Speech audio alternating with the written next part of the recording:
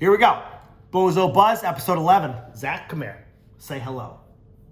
Hurry up, hurry up, hurry up. We have no time to lose. Say hello to the audience. Hello, YouTubers. YouTubers. All right, say this is the Bozo Buzz, episode 11. This is Bozo Buzz 11, episode 11. All right, we'll work on it. We'll work on it, okay?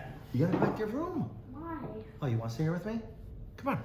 All right, come here. I'm here. Come here. I think we can work together on this. You want to work together on this? I'll read the phone. No, there's nothing to read and read on the phone. All right, so, wait, scoot over. All right, so, I don't know if I'm center now. I think I am. We're rolling with it. So, I've been keeping the Bozo Buzz to 30 minutes. I've been going way too long. I've been dragging out 45 minutes to an hour. I really wanted a touch and go podcast. I wanted a complaining podcast. I wanted a ranting, Karen kind of podcast. I wanted a Big Brother podcast. I wanted Everything Goes podcast, 30 minutes in and out weekly. That's what I wanted. That was my dream for this podcast. And I've been losing focus on that dream. Am I center? Zach, can you make sure I'm center? If you go behind here, look and make sure I'm in the center of the phone. There's gonna be something blocking it. So tell me if I have to scoot over or not. Don't touch it. Tell me to scoot over. Don't touch nothing. Am I in the center? I can't see your face. Perfect, then I'm in the center. I think I am. All right, so that was my whole dream for this podcast going in it, especially for YouTube. 30 minutes, wham, bam, thank you, ma'am. I can't be perverted because Zach is here, my little buddy. Right? You got it. Okay, so we gotta rip into Big Brother because this only records 30 minutes, as we know on the Bozo Buzz, and 30 minutes where I'm cutting us off at. So I have some notes here that I want to go over, and first of all, I still want to start with a fun fact. Do you know, in your brain, everything you look at, if you imagine it, you could totally feel what it feels like on your tongue. If I look at this table, I know what it feels like with my tongue. If I look at this, I know what it feels like on my tongue. Look around you, whether you're driving to work or at home, your steering wheel, your kitchen spatula. If you were to lick it, you know exactly what it feels like on your tongue. And you don't even need to lick it. You know what it feels like. Isn't that weird? It's very weird to me. I saw that on a TikTok thing, and they were like, whatever you look at, you know what it feels like on your tongue. And it's true. Like, anything. Your arm, I'm sure you looked at it at some point. The lampshade. I know what it feels like on my tongue. And I've never licked that lampshade, and I know what it feels like. Wild to me.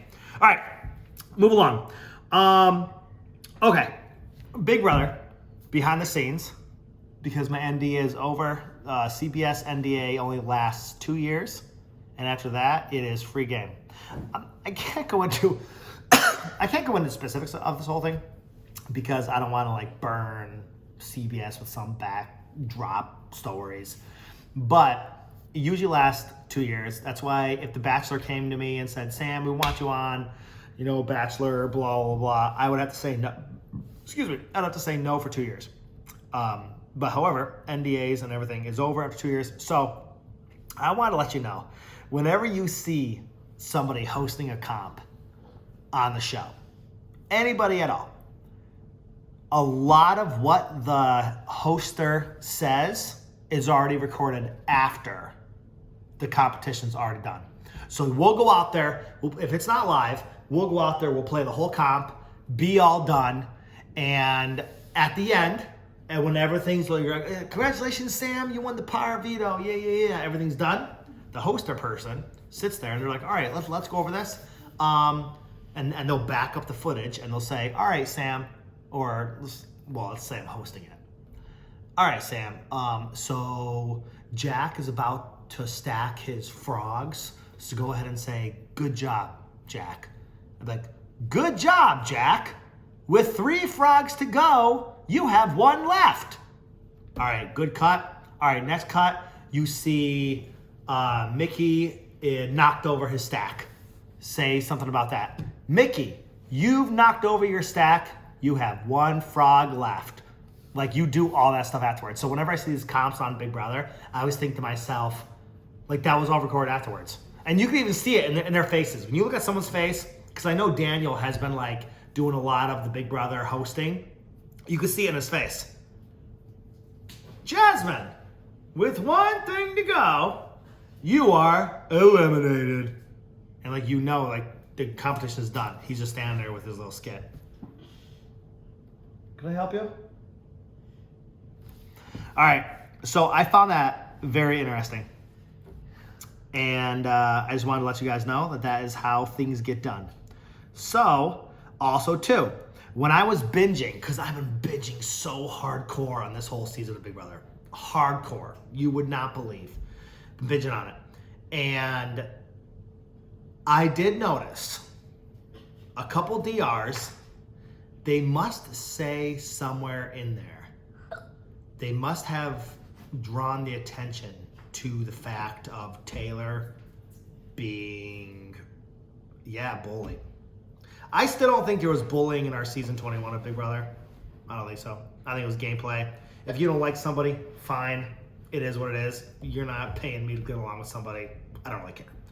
But in this case, Taylor did nothing wrong, and she's been, like, ganged up on. And people have used certain circumstances with Taylor to use against her, even though she was totally positive in that situation. They'd use it against her. And it's like wild. It's really wild to me. I don't think it has anything to do with race. I don't think it has anything to do with color. I think it's just like people took the game like to a different level. And they ganged up on one person. And then everyone it was like a snowball effect. Everyone kept like rolling with it. Like, yeah. Put it on her. The house wants her out. Put it on her. But a couple DRs, there was a couple interviews of, I'm very still shaky on names. Josh, I think. He was in there.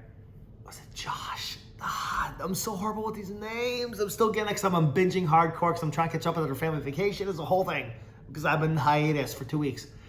I noticed he was like, yeah, a couple people have been ganging up on one person. It's probably not right, but, it's the game, this and that. And that right there is production. You gotta be a little quieter, buddy. Because I remember when Nicole was being AKA bullied, which I still don't think so. It's the game. Not like what's happening with Taylor. There was a total different situation.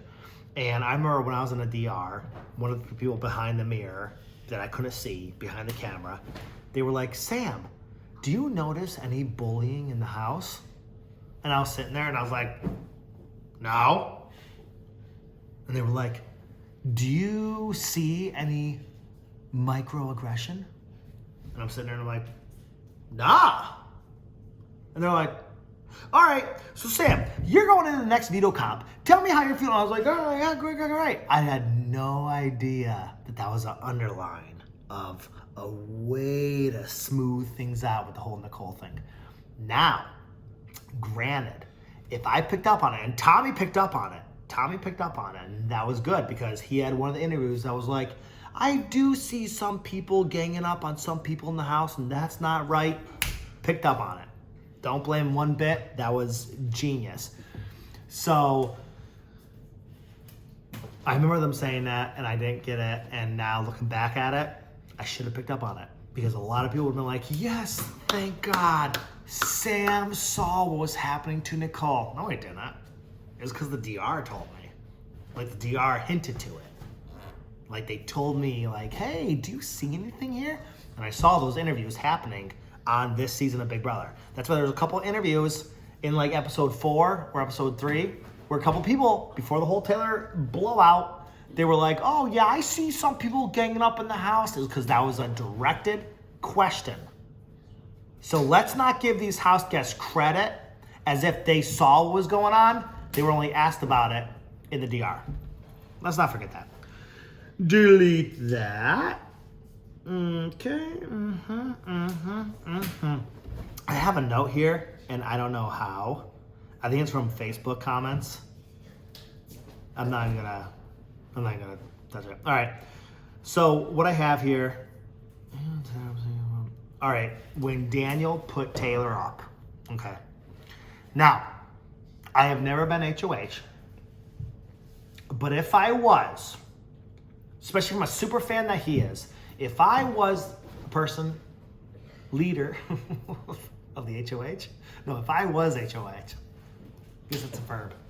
If I was HOH, I would not put someone on the block and point blank say something to them so derogatory to inflame the chances of them coming after me if they were saved in the house, because that's just put the target on your back. And Daniel did just that. It blows my mind because if he's such a super fan, like everyone claims, he puts Taylor up on the block and then says this whole thing, you, whatever said, brushed up against people the wrong way. This will give you a chance to apologize. Who the hell are you? Who do you think you are? That was wild to me. And I haven't been HOH, so I don't know what it's like. But I damn well know that I would not put someone on the block and be like, this will give you a chance to go ahead and apologize. Nah. What an idiot. Puts Taylor up, says the whole shebang, and of course, it worked out in our favor. Taylor stayed. It was great. I think that was the whole Paloma went home thing. Nobody got evicted. I think that was the Taylor and Terrence thing. Am I right? I think that was it. So worked out perfectly. And now Daniel is now eating his own shoe in the house. Now, granted, I'm a little back, so don't hate me for this. I'm a little backtracked only from when I was binging. But it blew my mind. Why would you do that? I don't understand. You have two people in the house. You have Daniel, who's a super fan, and the other person who's a super fan. What's his name? Oh, I don't know his name. The other super fan kid. The gay kid. Super nice. One from Big Brother? Yeah. Nicole? No. What? No, not my season, buddy. It's the season on TV right now. But thank you. It's another Big Brother one? Yeah. There's a show on right now. Season. He's been doing cartwheels the whole entire time. Good night, buddy. Why? You got to, because you're getting yourself wound all up. So, now that everything's coming round and round and round and round, he's got to be eating his shoe. And I think he's still in the house. I haven't caught up completely. I know who's gone, who's not, but he's got to be eating his shoe. I still get how people can claim them to themselves that they are a super fan when they act like this. How are you a super fan? Like, I saw people had like notebooks and they're pulling off rookie, idiotic crap like this, and then they're a super fan. Blows my mind. So are they really a super fan, or did they say that in the interviews just to get on Big Brother and now they're looking like an idiot? Looking like a fool. All right, got that done. Okay. I blew through so much Big Brother. I'm having a hard time catching up now. Did you guys notice Julie Chen, her second most favorite quote is not expect the unexpected. All right? That's the first favorite quote. Julie Chen says that all the time. We all know it. It's coming. That's what she says. The second favorite quote is when she goes, as you all know. Watch. Next time you watch a show, listen for that. She's going to say, now, house guests, as you all know, she says that constantly. And I've been binging on this now, catching up to where we're at now. She says that all the time. I love it. I just noticed it the other day. Fun fact. Discuss hate mail. Oh, yeah. So, hate mail. No matter if you are the most favorite person on Big Brother, you will always have hate mail. I know this may sound mind-blowing to you, but even as well-loved as Taylor is, everyone loves Taylor, I guarantee she probably has some form of hate mail in her inbox. Just because that's the way Big Brother is. Any small thing, someone reacts out of it, and live in their mom's basement as a 40-year-old virgin, and they'll immediately like send a message in the heat of the moment. It was the heat of the moment. That whole thing. Any single person, whether you are well-loved or not, you will receive hate mail. To the point where I had Melissa make a TikTok about me. I had her do it. It was my idea. And it blew up. She went viral over it. And she got hate mail over it, even though it was my idea. And it was the one TikTok where it was like, the voice goes, have you ever looked at your partner and thought to yourself, I could do so much better? That was the TikTok. And I was cutting the grass and I told Melissa, I was like, babes, I was like, how about, because I'm already emptying the dishwasher. I was like, pretend to look around the corner. I'm emptying the dishwasher and play it. Like, if you were looking at your babe and you could do so much better, do that TikTok. It'll be really funny. I'll act shocked. And she did it. And I acted shocked. Oh, she said that? And it took off. It went viral. And she got hate mail over it. People were like messing her. And they're like, you think you're so great. You're nothing. That guy is amazing. No matter who you are, you will get hate mail. Guaranteed. I still get hate mail to this day. Depending your level of hatred on a person, like myself, I'm well hated. So it's been 3 years later? I still get hate mail, but I also ask for it. I'm very problematic. I'm commenting Republican crap on posts. I'm trolling the liberals while they're losing their minds. This whole Grenier man over in Russia that was hit with the freaking drug thing, or guy. No, girl. No, I saw him topless. No, I saw a picture of him topless. No, this is WNBA, wasn't it? The girl. I have no idea in this day and age who's who. Whatever it is. Whatever's over in Russia. Gender fluid. That thing. And the whole they don't deserve to be over there. I'm just trolling people because it's true. Like, if you go over to a different country, you should know the country's laws. And they didn't. They brought over their cannabis, smoked it, or vape, whatever it was, and now they're like, oh, Russia's putting me in jail for 9 years. Maybe you should have thought about that instead of taking it over. Could you go 1 day without it? Just 1 day. Can you go 1 day without your drugs? Can you maybe buy it illegally after you go through the TSA at the airport? Is that an idea? Is that a good idea? Idiots. Oh, and if I checked, she's the one that was kneeling for the anthem and everything, fighting oppression. How's that working out? That's funny. Because if she hates America so much, now she wants America to get involved. And what sucks is freaking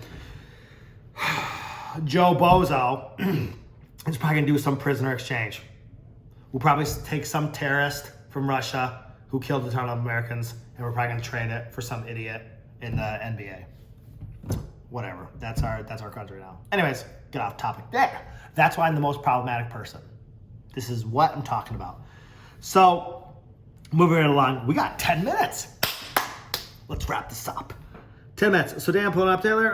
As you all know, live feeders claim to know everything.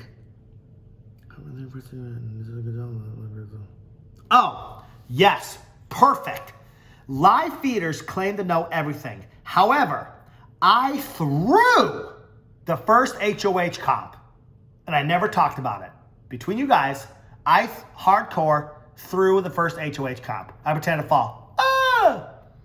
And live feeders today will tell me that it was 100% legit and I failed at it. And that's why to this day, when I talk to live feeders, they act and they pretend to know the game better than people who have played it. And I just look at them as a bunch of imbeciles. You have no idea. No idea at all. And they'll sit there like, Sam, we see everything. I have a 90-inch TV, and the screens are divided, and I can watch all the rooms from my basement with my little mouse, and I can click on the different cameras, and I can watch. They're idiots. They are idiots, sucking their own balls. And it's funny. It's funny. Ask any house guest. Any Big Brother house guest. Any house guest. Ask them. Be like, yo, do you think live feeders know more about the game than actual players? And see if any house guest will say, you know what? I think live feeders know more than what we know. Guarantee they will never admit that. Because it's not true. Live feeders is just in a circle jerk with other live feeders, and they think they're all about it. And they look stupid. So anyways, all right. I do think production is capitalizing on Jasmine's accent. There's like in the DRs, they'll give you stuff to sound how you're portrayed. So they gave me a lot of trucking stuff. So they're like, all right, Sam, so you're about to go into this next HOH. Give me a truck term. What would you say? And I'd be like, I'm about to throw this next competition in 10th gear. I'm gonna pull away from the competition or something stupid like that. Like they try to use that lingo. So when Jasmine's like, I'm so hot, this is like a horsefly on an apple pie. Dumb. That's production. And she might be making it up or production might be giving it to her. Either way, totally capitalizing on her accent. I have a hard time believing she sounds like that. And I know like I'm annoying being recorded on film or whatever it is. So guaranteed it's gotta be the same way with her. Like, cause I'm highly annoyed by her like loud accent. I'm sure she's a nice girl and stuff, but I really think it's being blown out of proportion of how they're portrayed. So I'm gonna give her the benefit of the doubt that probably she doesn't sound like that. That's probably just the whole thing for Big Brother. I wish people gave me that doubt. No. Shadow of a doubt. I wish people gave me benefit of the doubt. I wish people gave me that benefit of the doubt that I don't always scream. But they won't because they don't know. So I do think they capitalize on that. Pooch volunteering for the block. What a bozo. Welcome to the Bozo Buzz. However, I do remember when I was thinking about the whole veto thing with me and Nick, that was my demise. It crossed my mind that if I were to win the veto, would I save Nick and then pull myself off? I was that confident in the game. What a joke. Stupid. But you see, when you are in that house, things do not appear as they are. Like you are on your own. Like you know it afterwards. You see the big picture afterwards. But when you're in there, you don't see it. And it is hard. It is hard to get adjusted to that. So never volunteer for the block. I originally had here, I don't understand the infatuation with Taylor, but now I do after everything I saw when I binged it. If I only watched like 3 episodes right now, I'd be like, everyone calm down. But now I actually see it. So the Festy Bestie. Oh, girls' alliances, they never work out when they are formed too early. Remember when Jess made the Black Widows or whatever? That didn't work out at all. Good job. I'm not gonna say that. But yeah, girl alliances, if you are ever in the show, girl alliances do not work out when they're formed that early. I don't know why. Girls fall apart too fast. It is what it is. Facts are facts. Sorry. It is what it is. Okay, so with my 6 minutes remaining, the whole Taylor thing, all right, and I talked about this on my Instagram story a little bit. When I got through it, I actually felt bad for Taylor.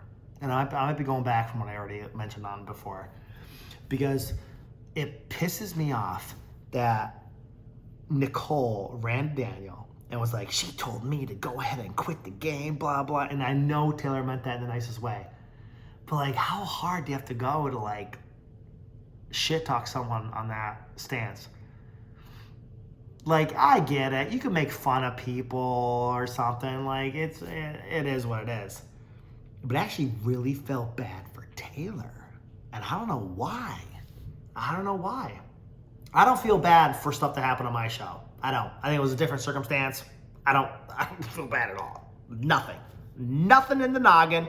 Do not care about anyone from my season that may have been like, oh no, I was bull. I don't care. Don't care. However, I feel really bad for Taylor. And when I saw that, and then when Nicole goes and rams and rats to Daniel, and then Taylor walks in there nonchalantly, boop, boop, boop, boop, boop, and Daniel's like, just stop. Stop with your fake bullshit, blah, blah, blah, blah. And you could tell Taylor had no idea. Like, Taylor didn't know what was, like, going on. And she's like, oh, okay. And you could tell she was going along with it. All right. And then he storms off, and Taylor's like, wait, is he serious? And they're all like, yeah. Like, oh. And then she turns to Nicole and goes, what is he talking about? And Nicole's like, I don't speak for Daniel. Shut up. Then Taylor goes to Daniel, tries to find out what's going on. He gives her another reaming out. She goes back to Nicole. Now Nicole's ready to talk. Okay, well, this is what's going on. I thought you don't speak for Daniel. But then now you're ready to talk after like 2 seconds. Oh, my word. And I think what irritates me most, and this is what really fueled my passion and really fueled my fire, I don't know why current or former people that were police think they are above and highly respected in the community. You're not. Anyone can do your job. You are trained to do a job. Anyone can be a truck driver because they were trained to be a truck driver. Anyone can be a cop because they were trained to be a cop. That's how it goes. You are a job, you get trained to do your job, and then you do your job. There is no talent. You aren't special to be a cop. You got trained, and you do your job. I don't know where in society this became a thing to be like, hey, just let you know, I was a cop once. Yes, I know it may be hard to believe, and you might want to thank me for my service. I'm just letting you know I was a cop. Oh my word. Can you scream egotistical any louder? You are sucking your own balls, and you think the world perceives you as you perceive yourself. Let's look at the Uvalde shooting, and let's look at all the little pussies that were standing in the hallway of the school. And the one picture the cop had on his phone, a picture of the Punisher on his screen when he unlocked his phone. That is how cops portray themselves. Not all cops, they do a whole, I gotta do a whole disclaimer because I have buddies that are cops and I don't want to shame them either. I am friends with them. However, they're not egotistical. That's why I'm friends with them. If they were, I've cut them out. And I've done it before with cops before in my life, and I've cut them straight out, and they are the biggest douchebags you can ever possibly imagine. And I'm not friends with them to this day. I've made new buddies in Florida. A lot of Florida cops seem chill. It's weird. It's like a Pennsylvania thing that they're all like douches. It's weird.